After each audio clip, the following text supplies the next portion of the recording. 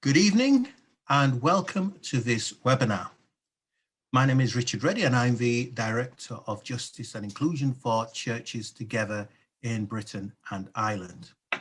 We're here this evening to talk about the work of the Church of Sanctuary initiative, and specifically to talk about this fantastic resource which has been written by a colleague of mine and a good friend, Revd Dr Inderjit Bhogal. So I'm going to hand over to Inderjit now, and it's over to you, Inderjit. Thank you, Richard. Greetings and welcome, everyone. I am deeply honored that you have registered to be with us this evening.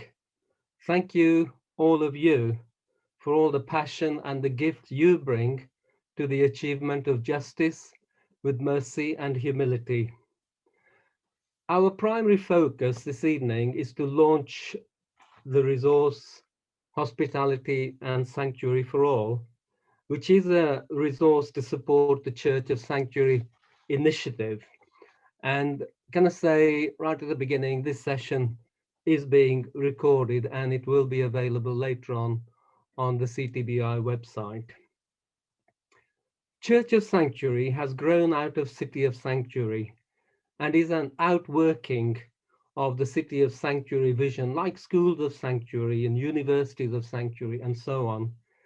And Church of Sanctuary brings a faith dimension to the City of Sanctuary vision. Church of Sanctuary complements City of Sanctuary and draws people into City of Sanctuary. Now you can get a copy of this particular resource from CTBI or from me with a donation of £5, which will cover costs including postage and so on. And the CTBI website has details about this. Please do visit the site for more information. I want us to begin with a moment of quiet shortly, and then we will go into our main program, which will include some reflections from me, some biblical reflection from Jamie Reeves, some reflection from Sean Summer Rees, the Chief Officer of City of Sanctuary, and then we will hear from Abigail Sines and Ellie Kisiombe from Open Table and Christ Church Cathedral in Dublin, the first cathedral of sanctuary in Ireland, and Pastor Gerard Goshawk of the Six Ways Erdington Baptist Church in Birmingham, the first Church of Sanctuary in Birmingham. And then finally, we will hear from Bob Fife, the General Secretary of CTBI, and then I'll conclude with some remarks. I'm hoping we'll be over within the hour. This is a webinar for a book launch, not a workshop. We will organize workshops around this theme later on around the nations of Britain and Ireland. So I want us to begin with a moment of quiet and remember that today, 24th of March, is not only the anniversary of the assassination of Saint Oscar Romero, murdered in 1980, but in honor of his witness, it is being designated in his honor the International Day for the Right to Truth concerning human rights violation and for the dignity of victims. So we honor the courage of all those who work for and defend human rights and the importance of protecting them, and all who seek justice and truth and mercy, providing victims with effective remedies and affirming their dignity. Saint Romero gave his life to uncovering injustice and the proclamation of justice with courage and mercy and humility. Feel with those who hurt the most, he said, for that is what it means to be church.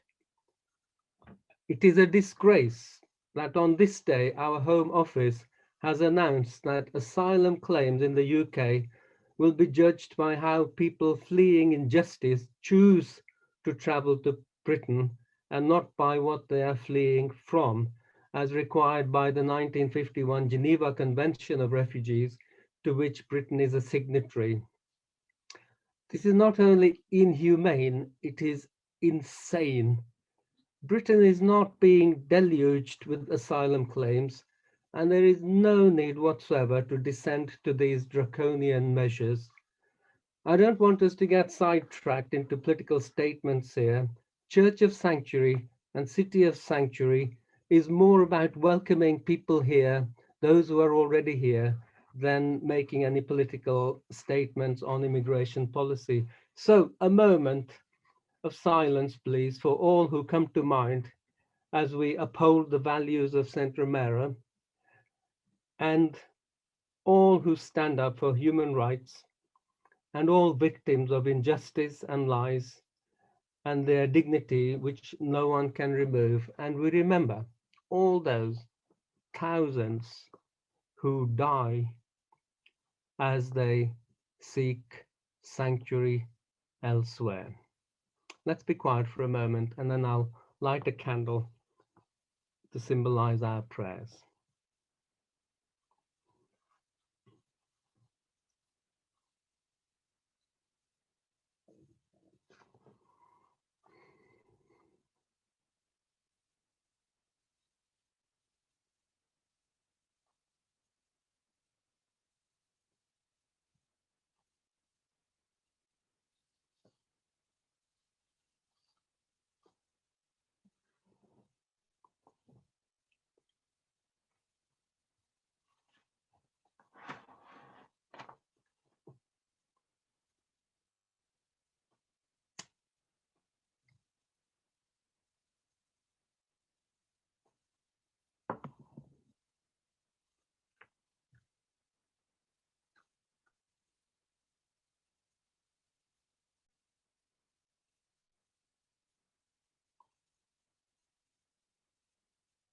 Lighting this candle is a prayer for all those in our hearts and minds in this moment of quiet, that the light of God will shine upon all those whom we remember. In the name of Christ. Amen.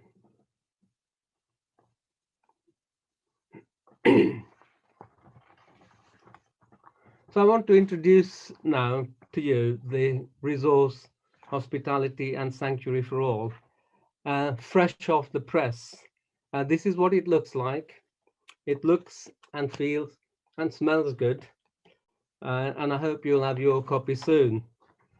I offer this resource as a modest contribution to support congregations to connect with stories of travel and travail and integrate them into your worship and prayers and Bible study and your action and theological reflection.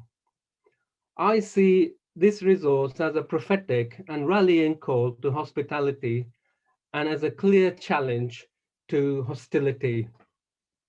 My understanding of hospitality is expanded by the concept of sanctuary, a deeply spiritual concept centered on mutuality, solidarity, protection, and safety, a two-way process. It is about human warmth and shelter, dwelling together, engaging with each other without fear of oppression or harm. People of different faiths and people who profess no particular religious faith value hospitality and sanctuary, but this resource is specifically for churches. Working with refugees is enhanced by linking up with churches of different denominations and congregations around the world.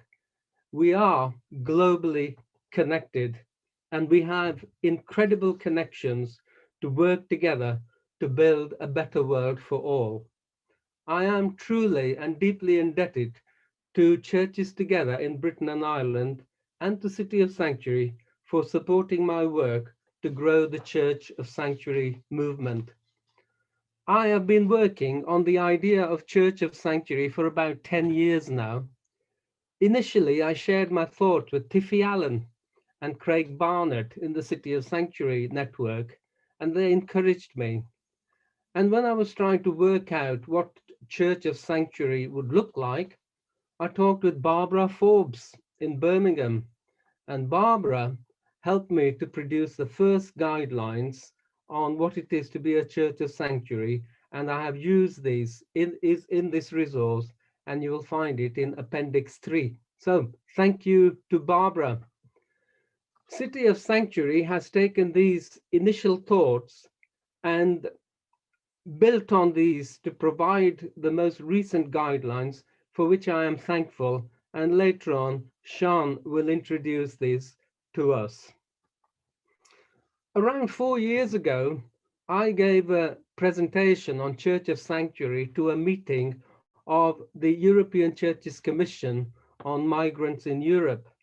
Bob Fife, the General Secretary of Churches Together in Britain and Ireland, was present at that meeting and heard me and came to me afterwards and said, "We'd like to work with you on this."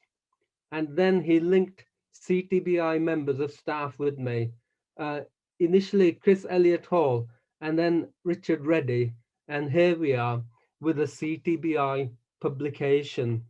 And before this, Bob and all my colleagues in CTBI, I want to say to you, back in the 80s, in the days of British Council of Churches, I chaired the Church of Sanctuary working group that we had. So it goes long way back in this ecumenical instrument in my mind and memory. But thank you, Bob, and thank you, Chris and Richard, and to all my CTBI colleagues. I am immensely grateful to you. Sean is a member of the CTBI Churches Refugee Network, and this is good news because churches have a terrific network through CTBI that can give massive support to City of Sanctuary and Church of Sanctuary. I would like to think that we are modeling in the Church of Sanctuary an idea that will be taken up also in synagogues and mosques and mandars and gurdwaras and viharas, and I'm ready to assist with that.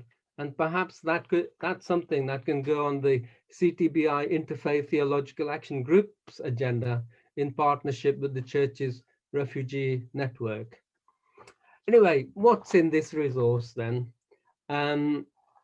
It gives you my theological reflection and theology, which is rooted in my own experience of immigration.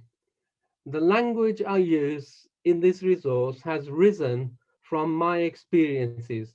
I have discovered that it chimes with stories of people of faith, including stories recorded in scripture, words like wandering, walking, wilderness, exile, refuge, sanctuary, prayer, and pilgrimage are deeply spiritual terms and full of meaning, and I have drawn from the deep wells of faith communities and sacred texts for inspiration and purpose.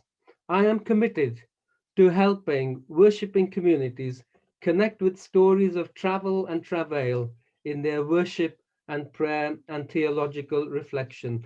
There are now over 100 cities and towns and areas in Britain and Ireland working with the City of Sanctuary vision to build cultures of welcome, hospitality, and safety. Cities and spaces we can be proud to live in. The idea is also being used, for example, in schools and universities, hospitals, theaters, gardens, and places of worship. And the City of Sanctuary website provides more details and ideas for action. In the contemporary society around us, there is considerable hostility towards the stranger. And we can see that in some of the policies created within government in developing what's being called the hostile environment. And we can all take action to shift attitudes and move people from these attitudes of hatred and hostility of people seeking sanctuary amongst us towards attitudes of welcome and hospitality. Building the City of Sanctuary and Church of Sanctuary movement is a prophetic act. It is one way of changing the direction of the wind and influencing government policy to make it better. There is recognition in this resource that all people want to be safe from harm and that no one is really safe until we are all safe. This resource places the material we have before us in the context of issues around the movement of people, especially refugees, through the concept of sanctuary, which can be applied to many different issues related to being safe from harm. The use of terms like migration, refugees, and asylum seekers require care and clarity. And remember, migration is something that happens all around us in so many different and magisterial forms in the world. So let me just say, the resource falls into 5 sections. If I just hold up before you the contents page there, you can see here the 5 sections. First of all, section 1 explores the idea of God taking sanctuary amongst us. And then section 2 calls for hospitality to the stranger and considers some biblical and interfaith perspectives. And then section 3 introduces discussion around the ideas of the gifts people bring to us from other countries and the idea of redemption, how we are all saved by those who come to us from other places. And then section 4 introduces the idea of city of sanctuary, and building cultures of welcome and hospitality. And there is a brief invitation to look at what it means to be a sanctuary to yourself, to be a safe person to be with. And that's such a massive issue in the world around us today, including debates this week. And there are ideas for action and worship and prayer. And then there's an act of worship, resources for worship and prayer, which can be used, and that concludes the actual study. Um, that worship material can be used on Sanctuary Sunday, which is annually the Sunday at the end of Refugee Week, or you can use it on Racial Justice Sunday, which is usually in February, or you can use it on any Sunday. And each section includes ideas for group work and personal reflections. And towards the end, at the back of the book, there are appendices, and there is a challenge to consider the idea of being a church of sanctuary. And this concludes with a commitment to ensure communities and congregations work and pray together to build and embed and promote cultures of welcome, hospitality, and safety for all, and to do this with pride. So the resource includes stories of churches that have grown as a cathedral or a church of sanctuary at the end, and we'll hear about them in a minute. So get copies of the booklet from CTBI and make use of it. I'd like them to be in your hands and in use rather than sitting in boxes here with me or with CTBI. So let me finish my words to you before I introduce other speakers by saying this. Make your place of worship a sanctuary where all are treated with a warm welcome, generous hospitality, and protection from harm. A Christian symbol of this is Holy Communion, a revelation of the world as it is meant to be, as much as a foretaste of the heavenly banquet, where all are welcome and valued equally, and where no one is excluded and no one is made to feel like an outsider. Well, those are my words for now, and I'll come back to more a little bit later on. But let me now ask Dr. Jamie Reeves to speak to us from a biblical perspective. Thank you, Jamie. Thanks very much for having me. I'm really glad to be here. Yeah, so I'm based at Sarum College in Salisbury, and as you can tell probably by my accent, I'm also an immigrant. And yeah, so I work as a public theologian based at Sarum College, and so the work that I do is around interfaith theology, but also biblical studies work that helps us think about our theology in a public way, or the impact that our theology has in the public sphere. So I got involved in this work related, well, Inderjit and I knew each other from work we were doing in Northern Ireland together, but my PhD research was specifically around the provision of sanctuary and refuge for people who are under threat, and the practice of protective hospitality is what I called that, and looked at it from an Abrahamic lens, so Judaism, Christianity, and Islam, and the resources where we could kind of build cooperation in that way. But for this purpose, or for this evening, wanted to just give a little bit. It's a quick survey, really. There's so much to look at within the biblical tradition around the concept of sanctuary, but just really kind of quick overview. I think for me, it starts, but maybe this is informed by the interreligious work that I do. It starts with the holiness codes that are in Leviticus that Jesus quotes in the New Testament. So we see kind of three things in Leviticus 19 that we're called to love. And that is love God with all our heart, mind, soul, and strength. Love our neighbor as ourself. And then also love the stranger. And I think it's really important. The Hebrew Bible isn't really prescriptive about emotion when it comes to the holiness codes. It's usually about actions. It's not about that emotion usually. But in this case, we are given both emotion and action. So the Hebrew uses different words for neighbor and stranger in Leviticus 19, but the message is the same: to protect each other, to protect the vulnerable, to preserve life and dignity, to not exploit, to treat others as you would wish to be treated, to show hospitality. So those are all outpourings of that love for others that's articulated quite clearly in Leviticus. And in case the command to love isn't enough, in the same text it says, and then elsewhere throughout the Hebrew Bible too, God gives us another reason: welcome the stranger, because why are we to do that?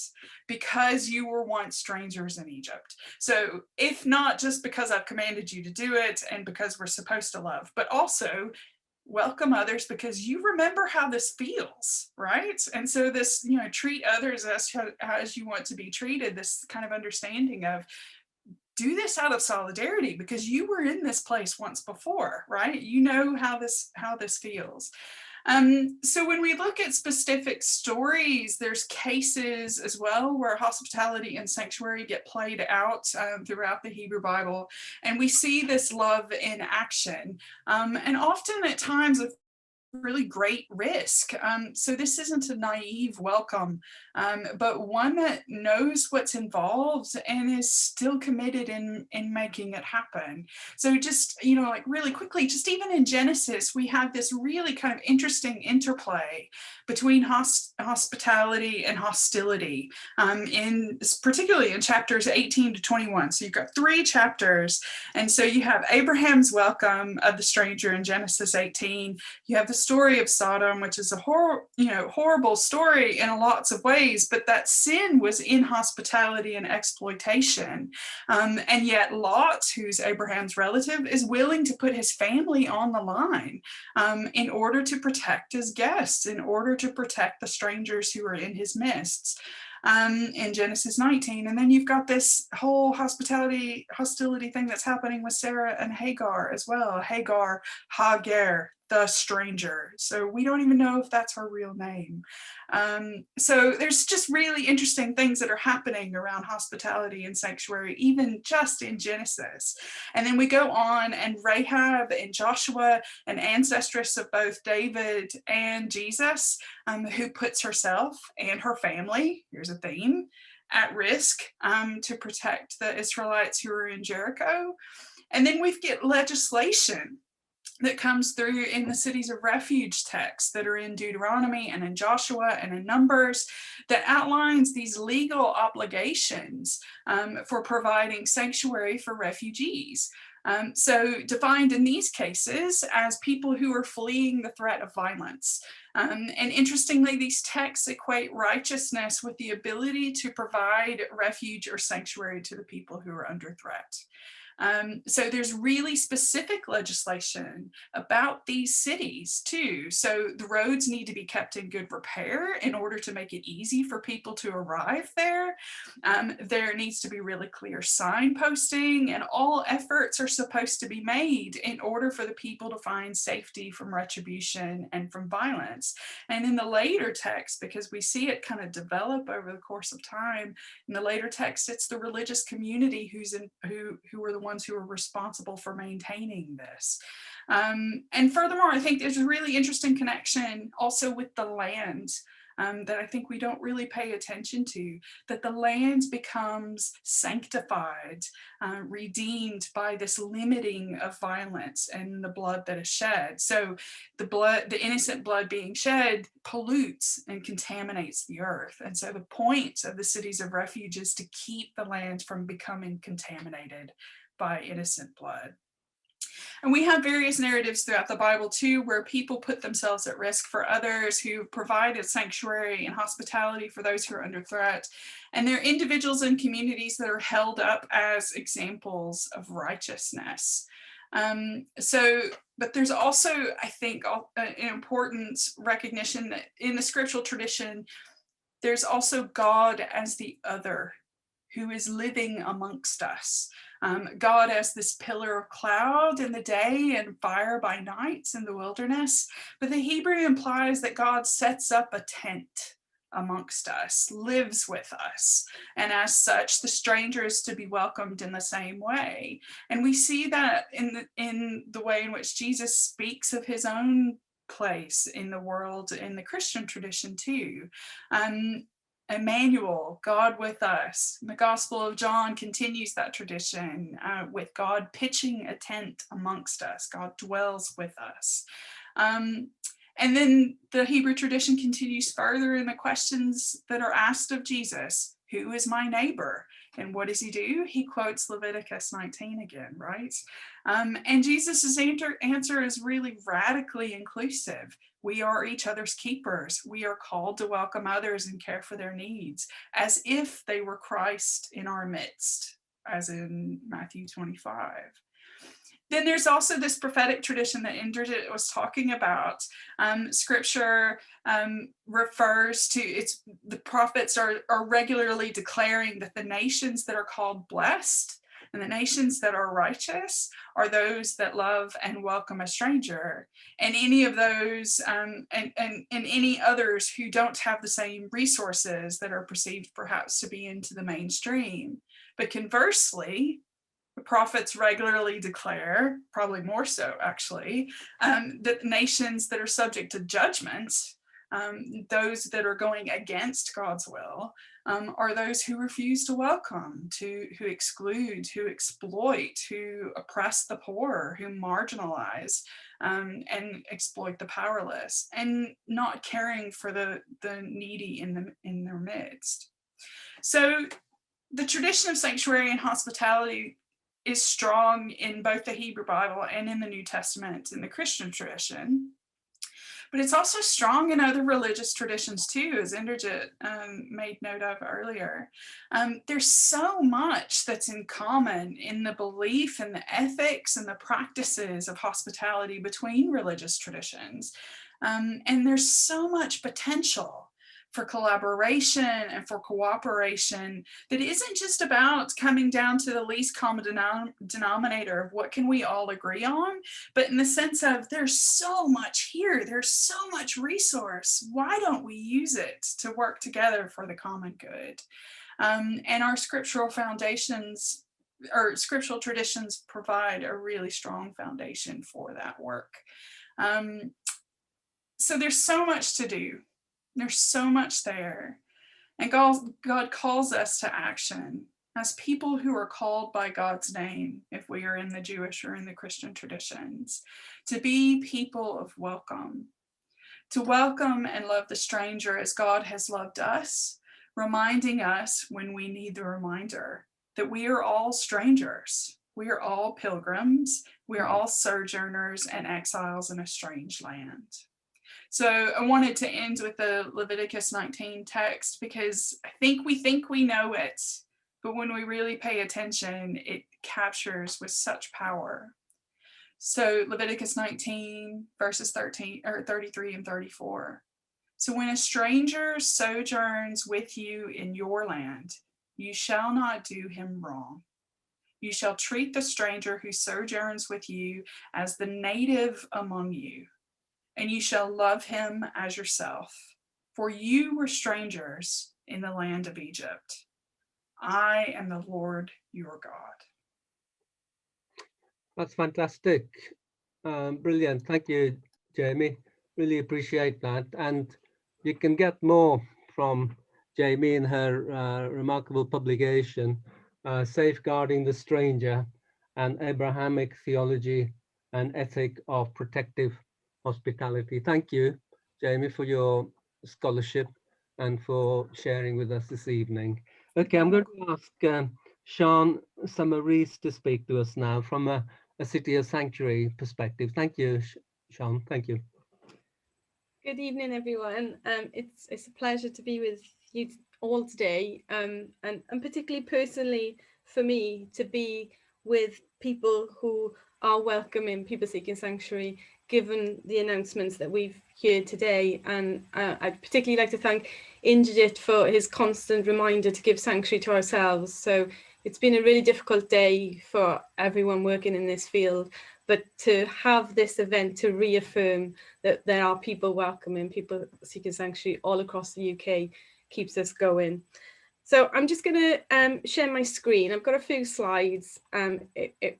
Oh, hang on, it's saying only host can share. Oh, there we go. Okay.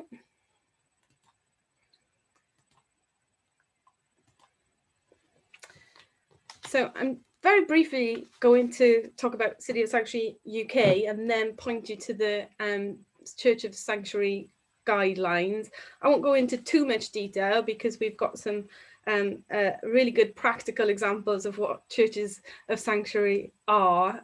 So if I start by just pointing you to our website and to the City of Sanctuary Charter. So as I'm sure you are all aware, Inderjit and Craig were our founders of City of Sanctuary back in Sheffield in 2005. And they had this very simple vision, the vision that Sheffield would be a welcoming place of safety and proud to offer sanctuary to people fleeing violence and persecution. And that vision is held true throughout our development as a movement and as a network.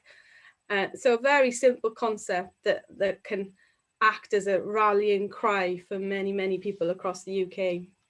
So I'm from City of Sanctuary UK, which is the umbrella organisation, and we support the City of Sanctuary network. So that's our groups, that's our streams of sanctuary work and our sanctuary awards initiatives.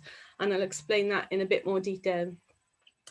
So we are a movement in our own right, but very much we are part of a wider sanctuary welcoming movement. And we are all now working towards looking at this vision of welcome, but also looking at how we can support people seeking sanctuary given the increasing hostile environment that we are currently seeing. Okay, so what does our UK network look like?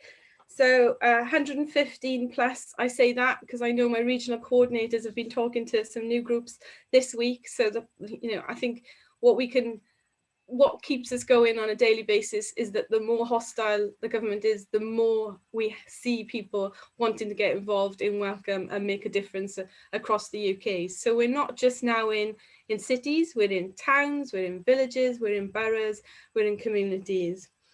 And our streams of sanctuary work is just overwhelmingly growing on a daily basis. So our schools work, our universities, and what our streams of sanctuary are is that it's encouraging people from communities of practices, of interests, to come together to embed the concepts of welcome, safety and inclusion within their fields. And then we have the Sanctuary Awards. So the awards are used to recognise the exemplary work within organisations. And these could be organisations that fall within a stream or not. So we have so many different organisations now working towards becoming welcoming places of safety. So I'll just really quickly summarise how we think we can make a difference, how we can create change. And this is kind of a 10-page document within our strategic plan. So I'll do this within 2 seconds. Very simply, it's about social contact at a local level. It's about building relationships of friendship and solidarity. And through those relationships, those attitudes will change, and it will motivate people to take action for positive change. That is now more than ever so important, so that we can ensure that we can now counter the narrative that we're hearing that Inderjit has mentioned earlier. And at a national level, what we're trying to do is continually build a movement, so more and more people are involved, and hence our partnership work with mass membership organisations like Churches Together in Britain and Ireland, but also trade unions, Libraries Connect, etc., etc. So we are trying to get more and more people involved in the movement to be welcoming and to mobilise behind campaigning initiatives. So that's a whistle-stop tour of City of Sanctuary UK. Please do have a look at our website, where it's a great website full of lots of resources and information. So I'm going to quickly sort of summarise the Church of Sanctuary Award procedure. So the first thing to say is you have a local group in your area, most likely. So pledge support to that local group, work with that local group to work towards your Church of Sanctuary Award. And Inderjit mentioned Barbara. I think she's in the audience, so I'll mention her again. Birmingham City of Sanctuary is a really good example. They've been working with many churches to support them on their journey to becoming a Church of Sanctuary. But we'd also encourage you to sign up to the City of Sanctuary UK, sign the organisational pledge. And the reason we're encouraging you to do that is that we can then share the information, the best practice, the campaigns that are ongoing, the work that's happening across the sector. So to point to these are the guidelines that are on our website. Just a note to say they need to be updated now with the new pages for the new wonderful resource pack. And the guidance documents that we have produced very much complement the resource pack and refers to it throughout. But this is kind of the practical process and the steps that churches would need to take. And as part of that, we developed a self-assessment tool. Reason being is that we recognise that a lot of churches were already kind of halfway through their journey into becoming a Church of Sanctuary, and therefore this was a useful tool to kind of assess where they were. And then as a next step, work with the local group, or if there isn't a local group, City of Sanctuary UK will support people to produce an action plan, then applying for that recognition with the evidence of what you've been doing, and then an appraisal panel will be put together. The great bit is the celebration event, and then there is, after a 3-year, a reappraisal. So it's that kind of looking at that sustainability of ensuring the work that you're doing is longer term. So the process for a Church of Sanctuary Award is the learn, embed and share. And it's in Inderjit's resource. So learning what it means to be seeking a sanctuary, both in general and specifically in the UK context. Embed that within the church, so taking positive action to embed the concepts of welcome, safety and inclusion, and making sure that that's sustainable. Sharing the vision, so that's where the movement comes in, movement building comes in, making sure you share what you've learned, making sure that there's good practice is shared with other churches, people from other faiths, the local community, and beyond. Underneath the process of learn, embed, share, in 2020, we worked with a number of churches to introduce some minimum criteria. And we've introduced minimum criteria for awards across the board. The reason being is to kind of have a minimum benchmark but still allow that flexibility for churches to work depending on their context. So whether they've got is a dispersal area or not. So I'm just going to quickly just highlight the criteria. I'm not going to go into detail because we're going to hear some practical examples. But for example, under Learn, the awareness raising, that's where this resource is absolutely amazing to support you to do the awareness raising opportunities. The Embed, so demonstrating how it's embedded the concept of welcome and inclusion, recognizing that within the Refugee Week event if possible. And then finally, that public commitment to sharing, the public commitment to the vision of welcome. So I'm just going to finish there because I only had 5 minutes. I've now gone over, sorry, Inderjit. So thank you so much for inviting me today. And there's our website if you want any further information. And I'll stop sharing. Sean, thank you. That's amazing. And sorry to pressurize you in terms of the time. There's so much to share. But these are just, we're just highlighting where you get all the information from. So do visit the City of Sanctuary website. And so I'm going to ask now for input from from Ireland, from Reverend Abigail Sines and Ellie Kisiambi from the Open Table and Christchurch Cathedral in Dublin. Thank you. Good evening, everyone, and thank you so much, Inderjit and others, for this invitation. Ellie and I are honored to be invited from across the water, from the other island, to share some experiences. Our journey in Christchurch Cathedral through the sanctuary process began in 2017, and it was early 2018 when we finally received that designation, that sanctuary designation awarded by Places of Sanctuary Ireland, which is an all-island organization for us, and churches within the island of Ireland can come under that remit. So for us, it was very much a process of learning. We were introduced to the sanctuary movement, and we took that to our board, the dean and chapter, learned about that themselves, and then we engaged in kind of a learning process for some of our board members, our members of our congregation, key people within our community. And it's at that time that we were introduced to Ellie, which became a historic moment for us. Ellie, a founder of Our Table, Ellie, who lived through a number of years in the direct provision system in Ireland, and who's been such an inspirational person. And I wanted to, just honor her partnership with the cathedral over these few years, because her involvement has been for our education and kind of really helping us to go on this journey, because we've gotten to know her. And so I want to just give her a minute to be able to say that. So Ellie, if you want to take yourself off of mute and kind of just to share that, your own perspective on that process. Sure. So I'll just give you a quick overview. I won't go through the whole presentation. So Our Table is a community-driven non-profit project aiming to highlight the need to end direct provision in Ireland. Our goal is to facilitate change through conversations over food. We support people who are asylum seekers or refugees to cook food from their own culture while gaining employable skills, catering, health and safety, and restaurant management. Our vision was at that time to have a cafe, which we finally got that dream. A cafe in the heart of Dublin, which celebrates cuisine from around the world.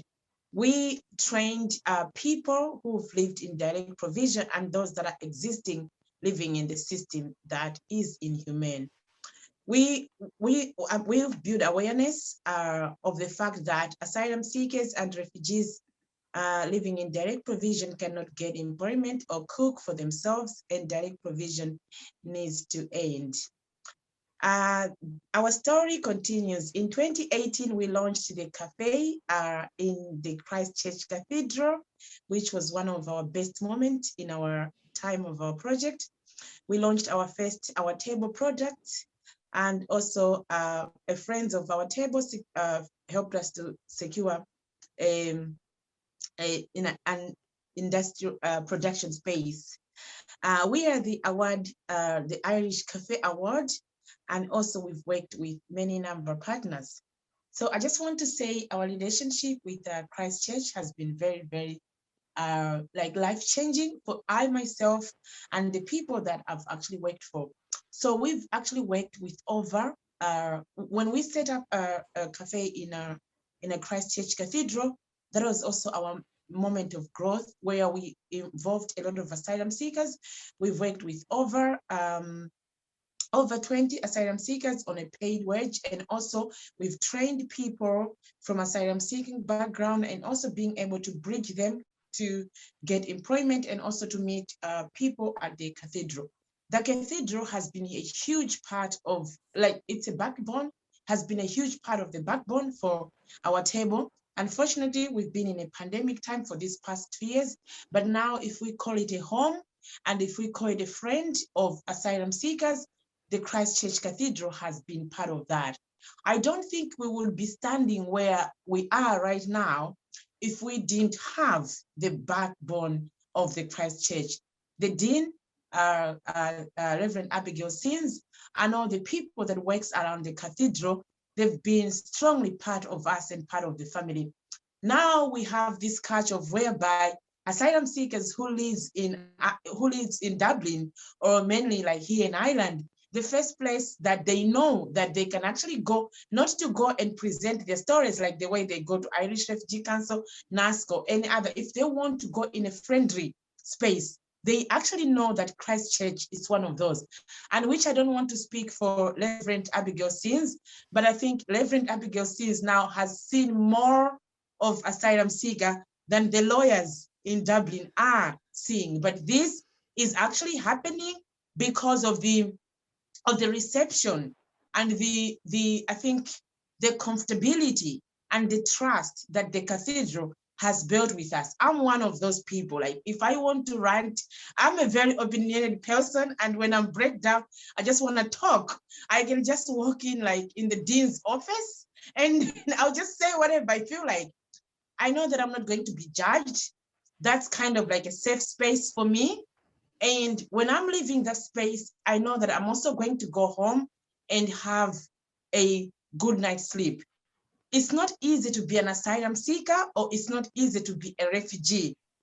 And, you know, like people like I myself and many others that are going through the system, like the way our system has been here in Ireland, our system was very, very, very complex and very difficult. People stayed for a very, very long time. People lose their confidence. People didn't know who to talk to. People didn't even know who can help them to get the second meal, because people were tired living in these centers whereby, you know, like the meals that we get are not meals that are up to the standards. You know, the reception, even the treatments that the owners of these centers giving to us was really, really horrible. But, you know, like people lacked spaces whereby they could actually go, find comfort, talk to someone, and also just feel like, you know, I'm just talking to any other person, not a person with qualification or with a professional, because it's very different to go to talk to a therapist, and it's also different to go to talk to a lawyer, because these are professional people, and the way they address you or the way they have a conversation with you, it is in a more professional manner. But what we've actually find in a Christchurch is we find the space that it's more friendly, it's more relatable, and it's more refugee and asylum, more welcoming space. That I'm speaking this for myself, but if I had my fellow asylum seekers and refugee, they'll tell you these very, very many similar stories. We've fed over 1,000 people in the cathedral. We've sat down, cooked for many people in that space, where people, they've actually been so friendly to us, and we've known and made friends out of there. So I would also encourage other spaces like the Church of Ireland, wherever you are, whether it's in England or here in Ireland, that this is the very best approach. As for somebody that I am the first-hand experience and I've been through this, and maybe even now I'm failing to express, like for you guys to understand me, but all what I can tell you is like this partnership, this friendship has done more humane to me than the system has done to me. Thank you. Amazing. Thank you, Ellie. I'm just going to show, just going to put one slide up to have my email address there. That's the main thing. So just to encourage churches that are maybe listening in this webinar, if you're on the island of Ireland and you feel encouraged to take this step of being open, of being educated and learning, do feel free. You can send me an email and I'm very happy to help point you in the direction to begin that sanctuary journey. For any church, it's going to be a journey, a process of learning. And there are others who have already started that journey and can make suggestions and help churches think their way through that process. Thanks. That's brilliant. Thank you very much, Abigail and Ellie. You are truly inspirational. I'm so sorry for the time pressure. You know, I could sit and listen to you for ages. Thank you. On another occasion, we will do that. So I'm going to go to Gerard now to look at a Church of Sanctuary in England, in Birmingham, Six Ways Baptist Church, Erdington, to tell us about the story of being a Church of Sanctuary there. Thank you, Gerard. Okay, well, thank you very much, and thank you for the privilege of being asked to speak. I guess what I want to do is just give a bit of a flavour of what our version of Church of Sanctuary looks like, and I hope that that's an encouragement to people from other churches, other spaces who are kind of on their way on this journey. It has been good for us. It's been a blessing for us as a church community. We're sort of a medium-sized Baptist church, maybe, whatever that is, in the city of Birmingham, with a very diverse congregation already, a Black majority church, and it's been a blessing for us to become a Church of Sanctuary, and for us it's been quite a natural thing. It's part of kind of who we are already. But at the same time, an intentional thing, something we had to be quite deliberate about as well. So a combination of that was just, I think, about how so much stuff in church should be, really. And picking up on what Inderjit was saying earlier about, sanctuary and safety for all, running through everything from individuals, from how we are as individuals, to cities and to countries. It's the same with churches, that we try to have hospitality and sanctuary running through everything that we do, every strand of who we are, racial justice, gender, everything. But particularly here, with regard to how welcoming we are to the stranger, how welcoming we are to people who are seeking safety, who happen to come sort of under our radar. And how we do that, how we've been doing that. We have things like ESOL classes, and we have a place of welcome. So some things which maybe particularly reach out to people who are in the asylum system, people who are refugees, and people who are simply just new communities. But also through trying to weave it into everything that we do: hospitality, welcome, sanctuary, awareness of these issues into everything, into our worship. Constantly in part of our prayers and our preaching and our praise, to make sure that it's a theme that's there all the time, integrated. So it's just sort of who we are. And also that we like to eat together. I'm really quite like the idea of going to Christchurch. I'd really like to do that one time, if I can book a place at that table. But we share meals together. So we have celebration meals around the world in 80 dishes, where we encourage people to bring their signature dish from wherever they come from.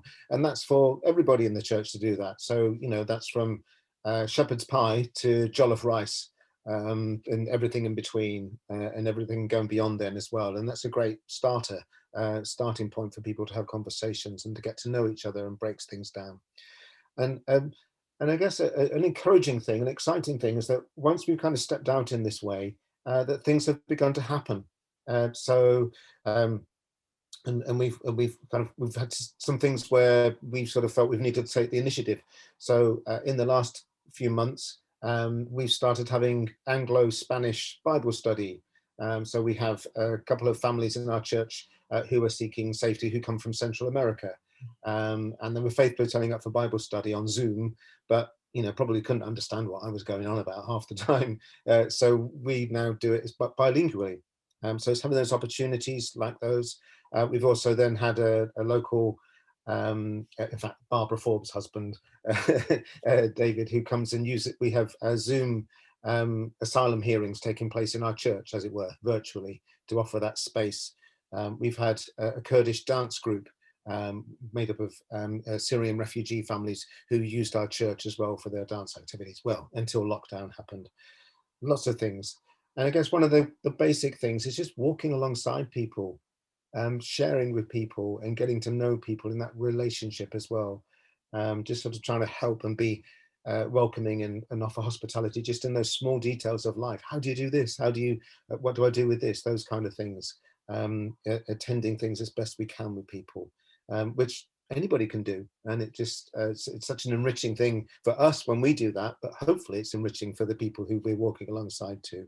There's lots more that we need to do, lots more that we can do. We're building links with schools, and I'm quite excited that as a community in Erdington, we're looking at making it into a community of sanctuary. And Birmingham is a city of sanctuary, as we know, but also for our particular patch to be intentional about that where we are. I could keep going. I'm going to stop. So I hope that's a bit of a flavour, and I hope that's an encouragement. Thank you. Brilliant. Thank you, Gerard. Thank you. Truly inspirational. Thank you for all you're doing, and every blessing in your work. And as I said at the beginning, the Christchurch Cathedral and the Six Ways Baptist Church story is in the resource, Hospitality and Sanctuary for All. And I'm grateful to you for your contribution. So I'm going to move now to our final speaker, which is Bob Fife, the General Secretary of Churches Together in Britain and Ireland. Thank you, Bob. And I take this opportunity to thank you for your endorsement and the forward for this resource. Truly appreciated. It's a pleasure, Inderjit, and you were great at the beginning of the event in reminding us about today as the anniversary for St. Oscar Romero.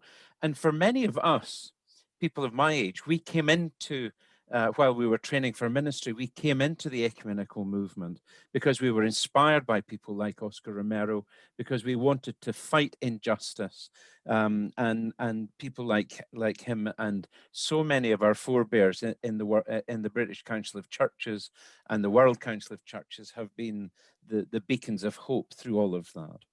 And that's where I came into it all, because I remember as a young ordinand joining a thing called Christians Against Racism and Fascism. We worked and worked, to overcome the issues around race relations.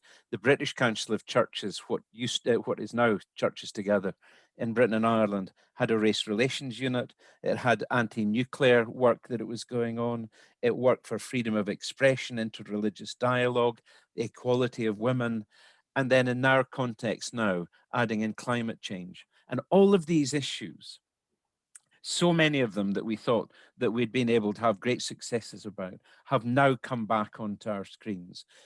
Only in the last couple of weeks, about nuclear warheads, about the racist abuse, that is rife across our society, the way in which Black Lives Matter has been raised up in a really significant and helpful way.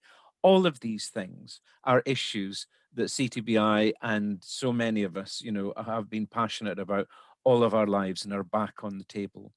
And what Inderjit has done is being able to produce resources, but particularly his own resource as a person, as an example. But this resource that's being launched today, is a resource that helps congregations and local communities be rooted in the reality of sanctuary, of churches of sanctuary.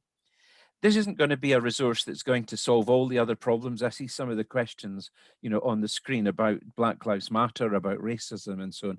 Go to the CTBI website and you'll hear much more about that. Richard Reddy's doing work for that. He's got resources on that. There are networks that are engaged in this.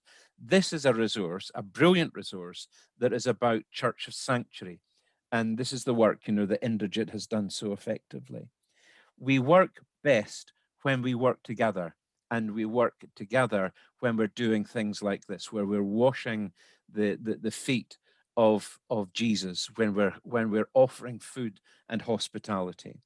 In my very, very brief, and I was privileged to do it, my very brief introduction in the book, I said, often goes the Christ in the stranger's guise. It's an old Celtic rune, and we never know who it is that we are meeting for the first time. So often we will be meeting Christ in the other.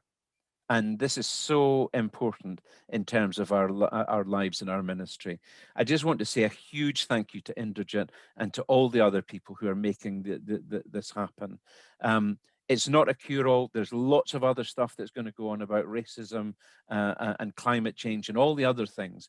Please go to our website and be part of that. But thank you tonight for the great resource that's being launched today around Church of Sanctuary. Thank you, Inderjit. Thank you, Bob.